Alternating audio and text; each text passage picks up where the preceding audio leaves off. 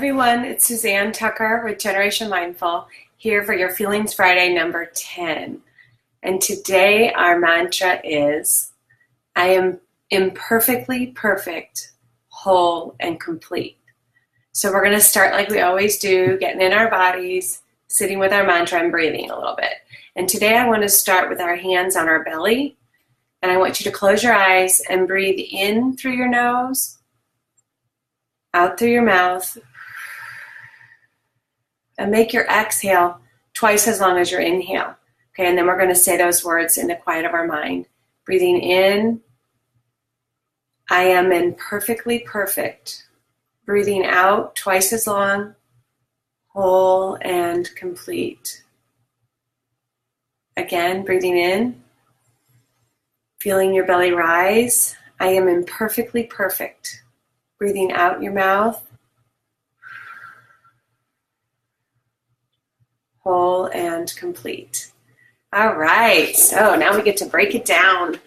I'm going to look at this a little bit from the illusion and then the reality that we're creating, and then we're going to pull it practically into our lives.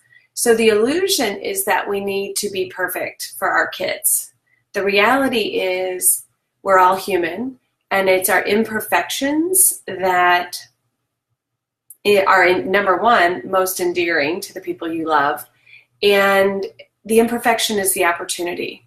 I actually think it's our weaknesses that somewhere tied in there are our superpowers to help humanity. I certainly know it's the case with me. I am here, Generation Mindful. Mindfulness has been a struggle all my life. I'm a super multitasker. And the reason that, I teach baby massage, because it makes so much sense to me to have a structured ritual in my life that helps me slow down and connect with my babies, and my little ones. I need that structure. So if we were all perfect, we would have nothing to be here to learn, and we would have nothing to be here to share with one another and to maybe one day teach or share or inspire through. So it's really our imperfections that make us beautiful. And I think it's the Chinese art of bowl mending, where they take gold, and if a bowl cracks or a pot, earthenware, they don't throw it out. They fix it with gold, right? So there's gold all through those little cracks, and it makes it even more beautiful. So we are like those bowls. We are cracked, absolutely, but that doesn't mean we are incomplete or not whole. So that is our mantra. The illusion is that we need to be perfect, especially for our kids. We think we do. I did some coaching this week with a mom who was wanting to be so different than her parents and was really, really deeply sad that she wasn't more or better or different for her daughter. And we really ended up in a place of gratitude. She was in such a deep place of gratitude by the end of the call, where she was just deeply grateful for the journey she's on and for sharing it with her daughter. She was present, right? So when we give up perfect, we can show up to present. So we're breathing that in. I am imperfectly perfect, whole and complete today, right now, just the way I am.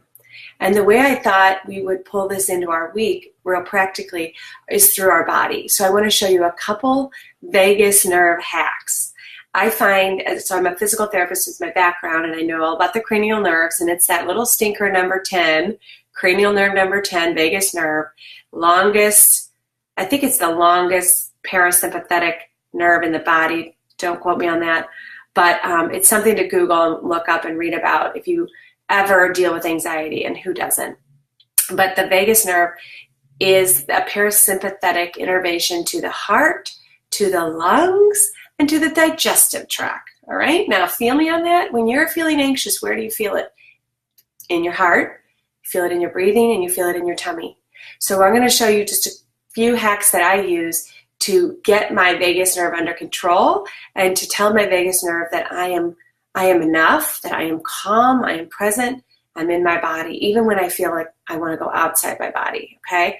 So this is going to help us deal with that anxiety of maybe we think we're not enough. Well, whenever you notice that negative naysayer thought in your mind, you can practice a couple things. One, you already did it, breathing in through your nose and out through your mouth longer, right, than your inhale. So when your exhale is longer than your inhale, it tricks that little vagus nerve and it makes it think, oh, there's no tiger chasing me. It's okay to relax.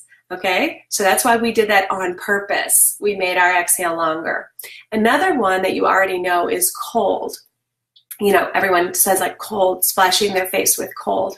Why cold? Well, think about it. When you get cold, your fight or flight reflex goes down and your rest and digest reflexes go up.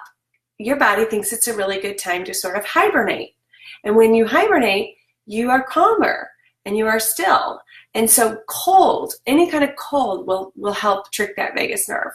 Let's see, I had another one. Let's see, I have a cheat sheet over here. Let me get it out. Yes, gargling. This one you might not have heard of, but gargling stimulates the palate and those nerves that the palate is innervated by the vagus nerve. So when you gargle, that can actually stimulate your vagus nerve.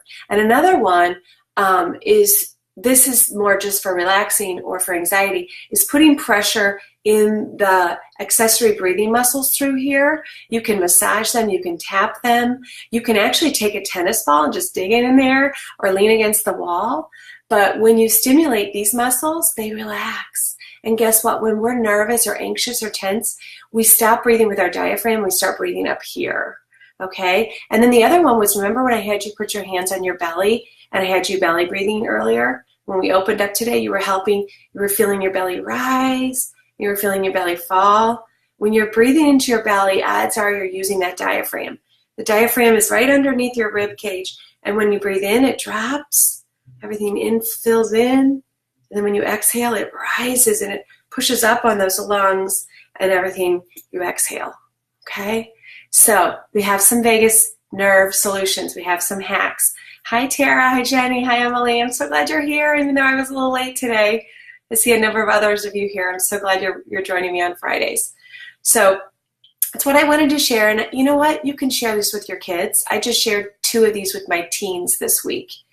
And it's pretty awesome. I wish that I had had some of these tools before I was in my 20s. So I hope that's helpful this week. Remember the mantra, I am imperfectly perfect, whole, and complete. Have fun bringing that practically and playfully into your lives this week, and I'll see you next Friday. Bye-bye.